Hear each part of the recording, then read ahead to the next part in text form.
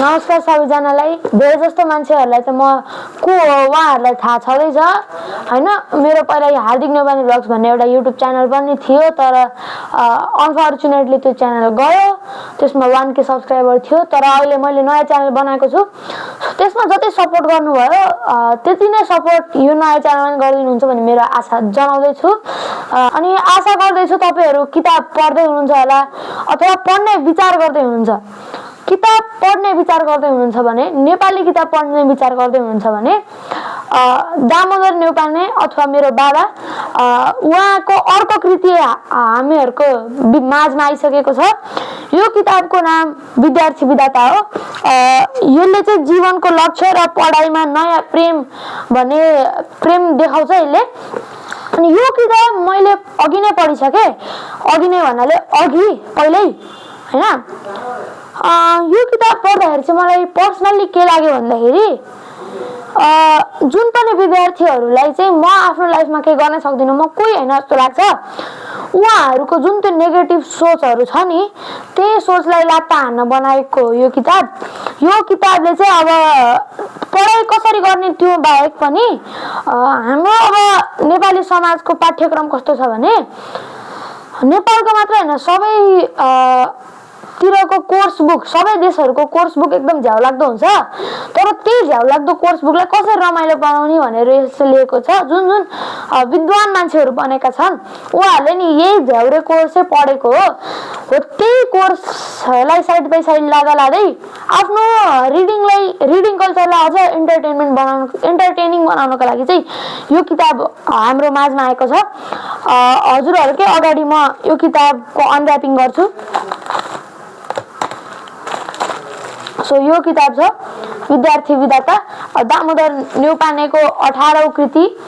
अनि यो किताबले चाहिँ हामीलाई नयाँ के रे नेपालको पाठ्यक्रमलाई नि कसरी इन्जोय गर्न सकिन्छ हैन। अब जुन पनि स्टुडेन्टहरुले अब लाइक एक्जामलाई एकदमै टफ आफ्नो लाइफको के हो ला यो त सकिन्न कि भने जस्तो लाग्ने विद्यार्थीहरुलाई चाहिँ यो किताब पढ्यो भने थाहा पाउँछन् कि वर्षभरि मेहनत गरेछ भने एक दिन नपढेर केही हुँदैन हैन।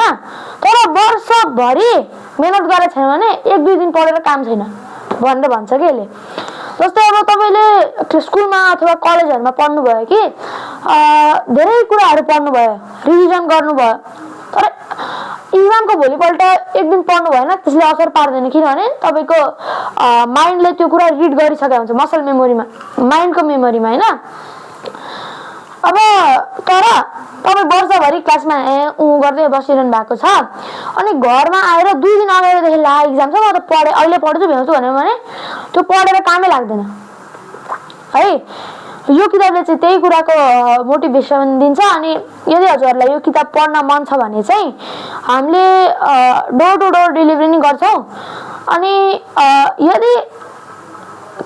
यदि हजुरहरु काठमाडौँ भ्याली भित्रै हुनुहुन्छ भने फ्री डेलिभरी छ भने, भ्याली बाहिर हुनुहुन्छ भने नेपाल क्यान मुभद्वारा हामी डोर टु डोर डेलिभरी गर्छौं। तर त्यसको चाहिँ एक्स्ट्रा डेलिभरी चार्जेसहरु लाग्ने छ। अनि अब मेरो पर्सनल कुरा भन्ने हो भने चाहिँ यो किताब पढेर मैले मेरो टाइम टेबलमा युज गर्ने धेरै कुराहरुको रिफ्लेक्ट भयो। मेरो प्रिन्सिपलले मलाई टाइम टेबल दिनु भएको थियो। हो त्यो टाइम टेबलमा भाइ हालिन्छ नि 5 मिनेट ढिला गरेर भनेर बसिरहेको थिएँ म। जब मैले त्यही टाइम टेबलको बेलामा यो किताब पढेँ मैले टाइम भने त्यस्तो जरुरी छ, एकचोटी गएपछि फर्किदैन भनेर बुझेँ। अनि मैले टाइम टेबल पर्फेक्ट 6 बजे छ भने 5:55 देखि मैले होमवर्क गर्न थालेँ के। सो यसले चाहिँ मेरो धेरै इम्प्याक्ट पोजिटिभ इम्प्याक्ट परेको छ मेरो लाइफमा। सो यदि हजुरहरु म जस्तै एजको स्टुडेन्ट हो अथवा हजुरहरुको छोराछोरी मेरो एजको हुनुहुन्छ भने उहाँहरूलाई यो किताब पढाउन एकदम जरुरी छ। अनि यदि तपाईलाई नि पढ्न मन लाग्दैन भने यो किताब हजुरहरुकै लागि बनायो। यति भन्दै म आजको लागि आफ्नो 2 शब्द यही टुङ्ग्याउन चाहन्छु। हस्त नमस्ते।